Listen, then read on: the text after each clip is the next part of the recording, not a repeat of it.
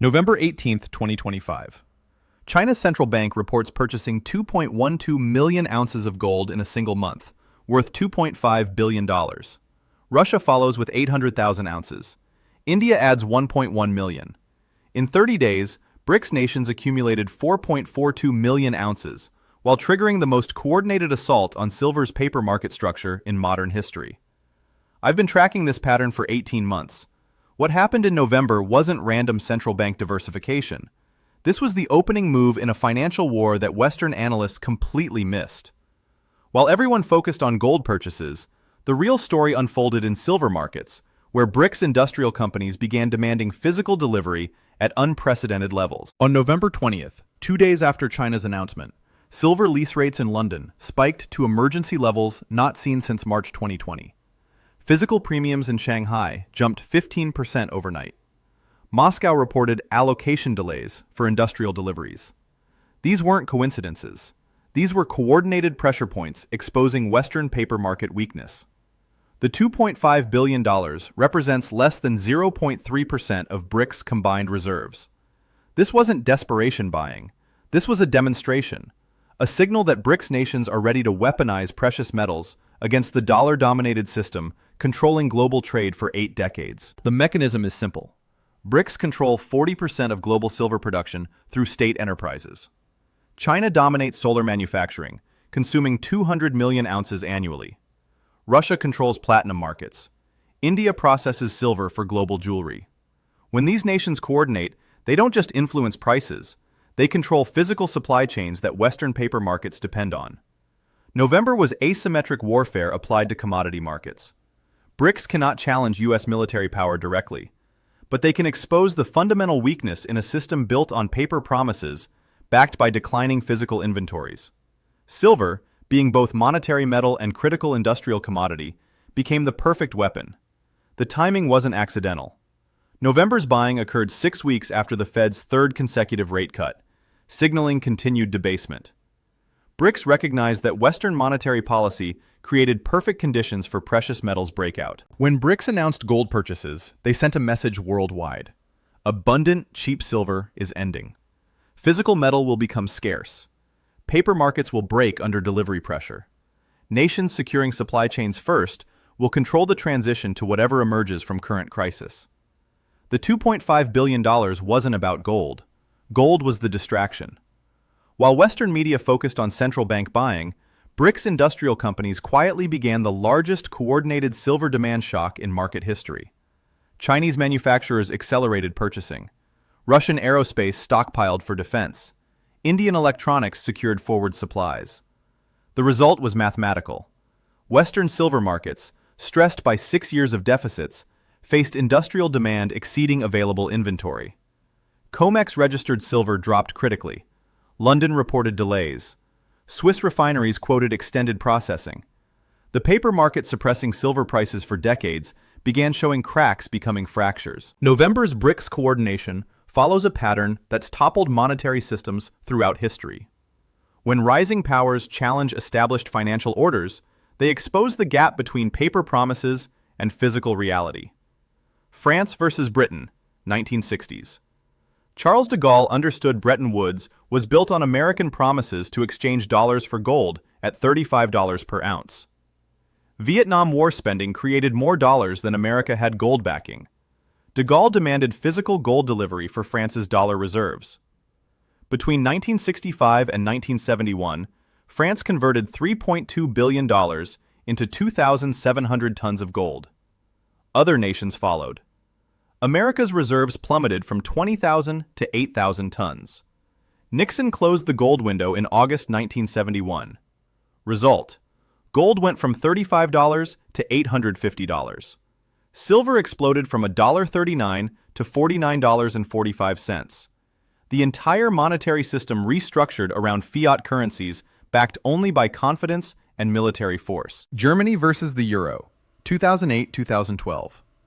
During European debt crisis, Germany quietly repatriated 674 tons of gold from New York and Paris. Officially, routine vault management. Actually, preparation for potential euro breakup by securing assets outside fractional reserve banking. When sovereign debt promises became questionable, physical metal became the only trustworthy store of value. China versus the dollar, 2008 present.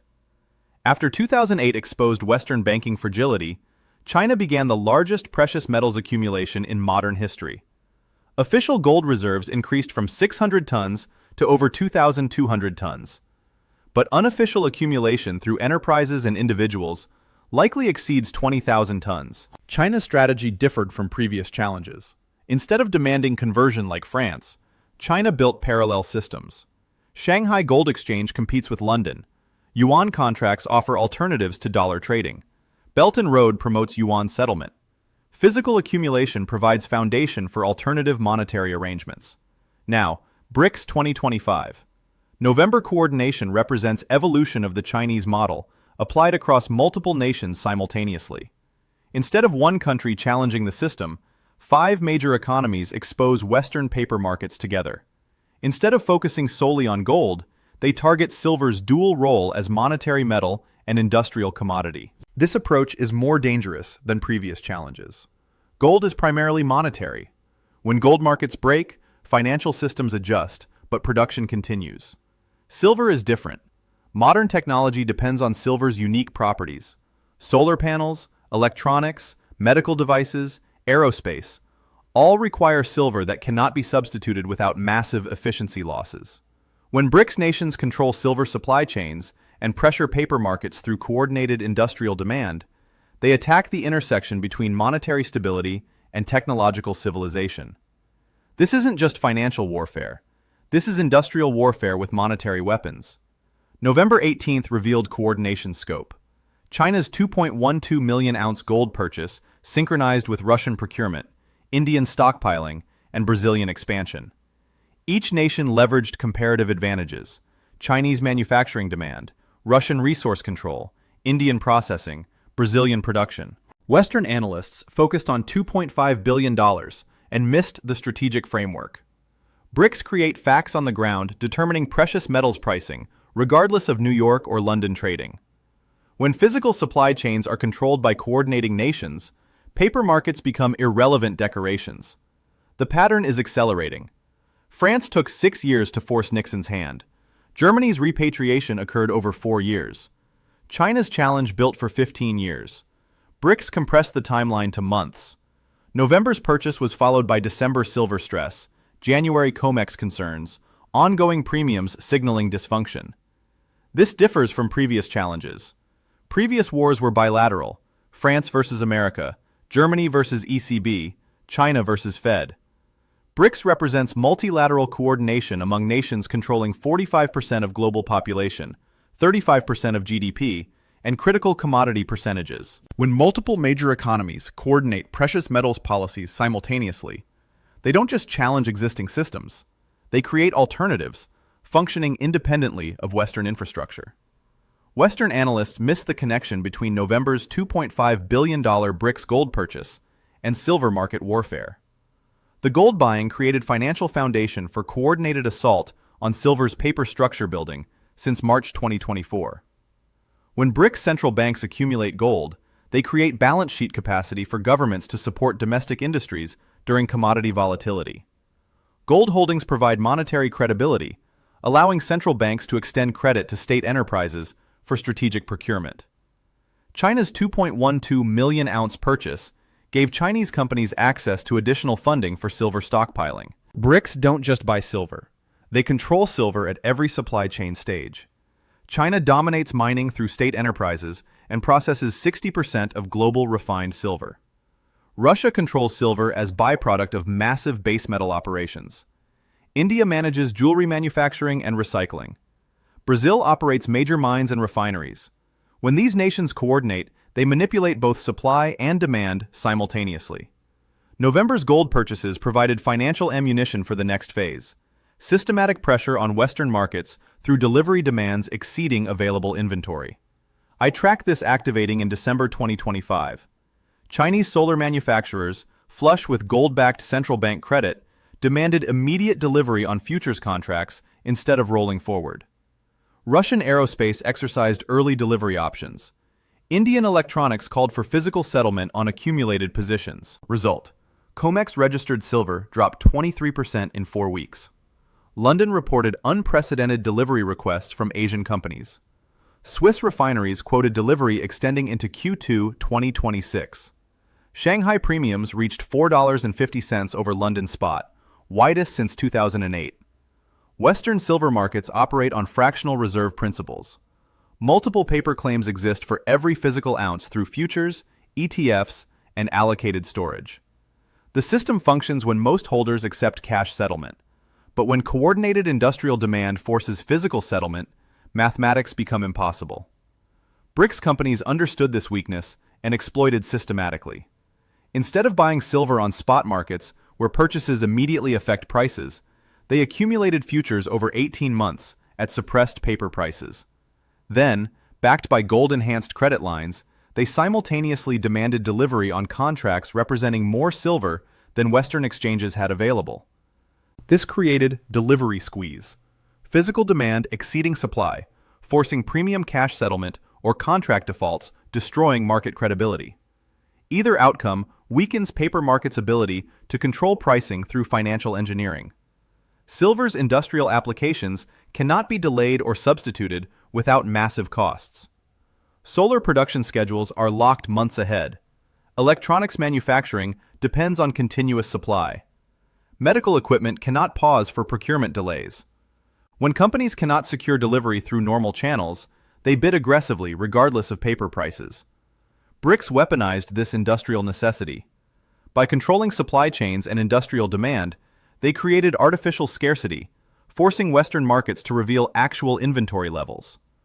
November gold purchases provided financial capacity to maintain pressure for extended periods, turning temporary stress into permanent structural change. Within 60 days of gold purchases, silver's paper market showed complete disconnection from physical reality. Futures remained artificially low due to algorithm trading and bank intervention, but physical became increasingly unavailable at those prices. Premium spreads widened, delivery delays extended, allocation restrictions appeared at dealers. Western exchanges faced impossible choice: admit paper markets cannot deliver promised metal, or change rules preventing delivery demands from exposing weakness. Either choice destroys confidence in paper markets' ability to discover legitimate prices. What happens next isn't speculation. It's the logical conclusion of a strategy 18 months in development. BRICS nations now control the chessboard. They've accumulated sufficient gold reserves to fund extended commodity warfare. They dominate silver supply chains from mining to manufacturing. They've exposed the fundamental weakness in Western paper markets, promises that cannot be fulfilled when physical delivery is demanded. The November $2.5 billion gold purchase was the signal that BRICS are ready to escalate. Phase 1 targeted silver through coordinated industrial demand. Phase 2 will expand to other strategic commodities: lithium for batteries, rare earths for electronics, cobalt for green technology. Each commodity follows the same pattern: BRICS production dominance, Western paper market dependence, industrial necessity that prevents substitution. Here's what keeps Western central bankers awake at night. This strategy doesn't require military confrontation or diplomatic crisis. BRICS simply exercise legal rights under existing contracts, demand delivery of purchased commodities, and operate within international trade frameworks. They're destroying Western financial hegemony using Western financial instruments. The mathematics are inexorable. Global silver demand exceeds mine production by 320 million ounces annually. BRICS nations control 60% of production and 70% of processing capacity. Western exchanges hold less than 113 million ounces in registered inventory. When BRICS industrial companies demand physical delivery on accumulated futures positions, Western markets face immediate default or silver prices that reflect actual scarcity rather than paper manipulation. Silver at $67 was just the beginning. When paper markets fully disconnect from physical reality, when industrial buyers bid against each other for scarce supply, when BRICS coordination meets Western inventory depletion, silver won't rise gradually. It will gap to levels that reflect its true industrial value, in a world where supply chains matter more than financial engineering. But here's the deeper implication that extends beyond precious metals. BRICS have demonstrated that coordinated commodity policies among major economies can systematically destroy the foundations of Western financial control. If this strategy succeeds with silver, it establishes a template for challenging Western hegemony across all critical materials that modern civilization requires. The question isn't whether this strategy will succeed. The question is whether Western financial systems will adapt to commodity-based reality or collapse defending paper-based illusions. Do you see the pattern that suggests BRICS have already won the first phase of this commodity war? Or do you still believe Western paper markets can maintain control when physical supply is weaponized against them? The answer may determine the global financial order for the next 50 years.